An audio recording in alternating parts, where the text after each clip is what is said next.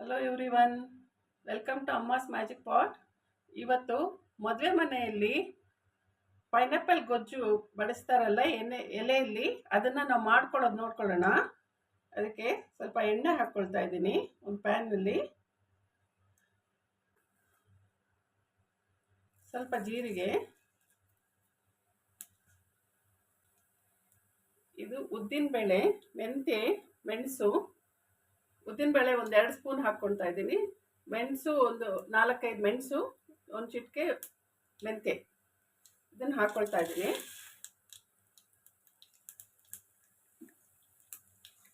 ಮತ್ತು ಒಣಗಿದ ಮೆಣಸಿನ್ಕಾಯಿ, ಬ್ಯಾಡಗಿ ಮೆಣಸಿನ್ಕಾಯಿ 2, ಒಂದು 6 ಗುಂಟೂರು ಮೆಣಸಿನ್ಕಾಯಿ ಹಾಕ್ಕೊಳ್ತಾ ಇದ್ದೀನಿ. ಮತ್ತು ಒಣಕೊಬ್ಬರಿ, ಅರ್ಧ ಹೋಳು ಒಣಕೊಬ್ಬರಿ ಹಾಕ್ಕೊಳ್ತಾ ಇದ್ದೀನಿ.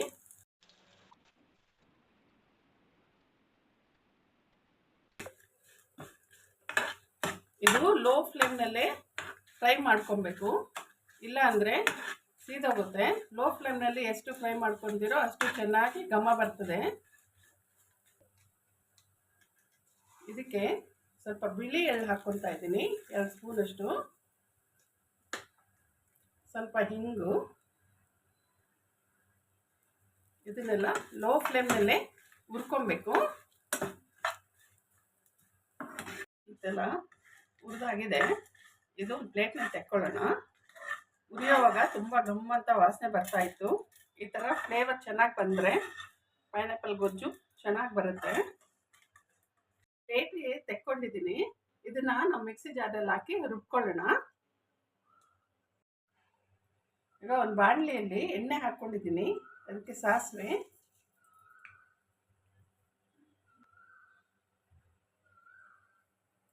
ಇದು ಪೈನಾಪಲ್ಲು, ನಾನು ಅರ್ಧ ಪೈನಾಪಲ್ನ ಕಟ್ ಮಾಡಿ ಈ ಥರ ಚಿಕ್ಕ ಚಿಕ್ಕದಾಗಿ ಕಟ್ ಮಾಡಿ ಇಟ್ಕೊಂಡಿದ್ದೀನಿ. ಇದಕ್ಕೆ ಇವಾಗ ಜೀರಿಗೆ ಹಾಕ್ಕೊಳ್ಳೋಣ.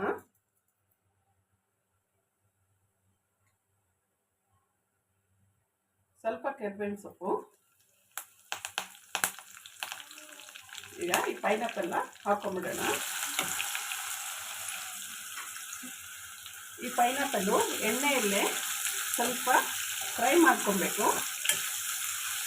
ಫ್ಲೇಮ್ನ ಲೋನಲ್ಲಿ ಇಟ್ಕೊಂಡು ಫ್ರೈ ಮಾಡ್ಕೊಳ್ಳಿ. ಇದು ತುಂಬ ಮೆತ್ತಗಾಗಬಾರ್ದು, ತಿನ್ನೋವಾಗ ಬಾಯಿಗೆ ಸಿಕ್ಕಬೇಕು, ಆವಾಗಲೇ ಚೆನ್ನಾಗಿರುತ್ತೆ. ಇದು ಪೈನಾಪಲ್ಲು ಅರ್ಧ ಬೆಂದಿದೆ, ಇಷ್ಟು ಬೆಂದರೆ ಸಾಕು. ಇವಾಗ ಇದಕ್ಕೆ ಸ್ವಲ್ಪ ಅರಿಶಿನ ಪುಡಿ ಹಾಕ್ಕೊಳ್ಳೋಣ.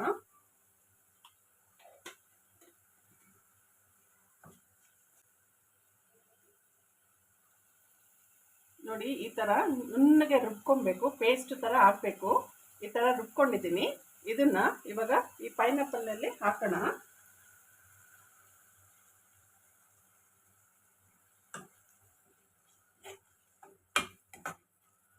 ಈ ಜಾರ್ಗೆ ಸ್ವಲ್ಪ ನೀರು ಹಾಕ್ಕೊಳ್ತಾ ಇದ್ದೀನಿ.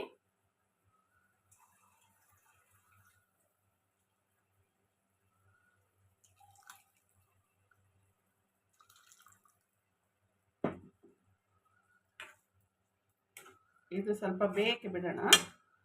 ಇವಾಗ 1-2 ನಿಮಿಷ ಬೆಂದಾದ್ಮೇಲೆ ಇದಕ್ಕೆ ಹುಣಸೆಹಣ್ಣು, ಬೆಲ್ಲ ಹಾಕ್ಕೊಳ್ಳೋಣ. ಇವಾಗ ಸ್ವಲ್ಪ ಉಪ್ಪು ಹಾಕ್ಕೊಂಡ್ಬಿಡೋಣ. ರುಚಿಗೆ ತಕ್ಕಷ್ಟು ಉಪ್ಪು ಹಾಕ್ತಾ ಇದ್ದೀನಿ.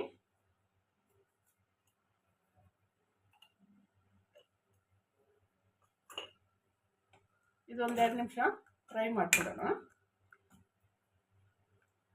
ಇದು ಈ ಥರ ಕುದೀತಾ ಇದೆ. ಇದಕ್ಕೆ ಹುಣಸೆಹಣ್ಣು ರಸ ಹಾಕ್ಕೊಳ್ಳೋಣ. ನಾನು ನಿಂಬೆಹಣ್ಣು ಗಾತ್ರದಷ್ಟು ಹುಣಸೆಹಣ್ಣು ತೊಗೊಂಡಿದ್ದೆ. ಇದಕ್ಕೆ ಒಂದು 3 ಸ್ಪೂನಷ್ಟು ಬೆಲ್ಲ ಹಾಕ್ತಾ ಇದ್ದೀನಿ.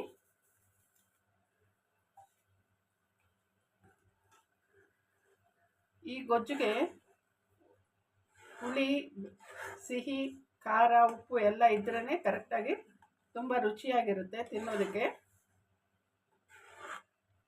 ಫ್ಲೇವರ್ ತುಂಬ ಚೆನ್ನಾಗಿ ಬರ್ತಾ ಇದೆ. ಇದೊಂದು 5 ನಿಮಿಷ ಕುದಿಯಕ್ಕೆ ಬಿಡೋಣ. ಇದು ರೆಡಿಯಾಗಿದೆ ಪೈನಾಪಲ್ ಗೊಜ್ಜು.